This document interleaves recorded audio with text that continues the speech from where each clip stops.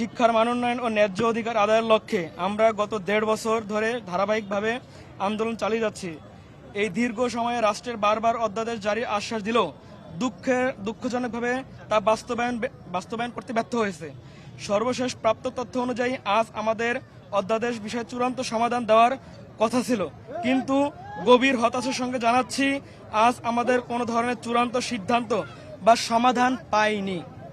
রাষ্ট্রের এ ধরনের দ্বিচারিতা ও প্রতিশ্রুতি ভঙ্গের আচরণে আমরা কোনোভাবেই মেনে নিতে পারছি না। এতদিন রাষ্ট্রের বিভিন্ন ধরনের সিদ্ধান্ত ও আশ্বাসে আমরা ধৈর্য ও ইতিবাচক মনোভাব নিয়ে গ্রহণ করেছি, কিন্তু আজ আমাদের পিঠ দেওয়ালে ঠেকে গেছে। এখন আর কোনো আশ্বাস আমরা রাজপথ ছাড়ব না যতক্ষণ পর্যন্ত অধ্যাদেশের চূড়ান্ত বাস্তবায়ন নিশ্চিত হয়। আমরা স্পষ্টভাবে জানিয়ে দিতে চাই, আমাদের পরবর্তী কর্মসূচি স্থান পরিবর্তন হয়েছে। আগামী সোমবার ১৯ তারিখ থেকে সায়েন্স ল্যাব মোড়ে অধ্যাদেশ মঞ্চ অনুষ্ঠিত হবে। আগামী ১৯ তারিখ থেকে আমাদের আন্দোলন আবার চলমান থাকবে ইনশাল্লাহ। এখন কথা হবে রাজপথে, অধিকার আদায় না হওয়া পর্যন্ত আন্দোলন চলমান থাকবে ইনশাল্লাহ।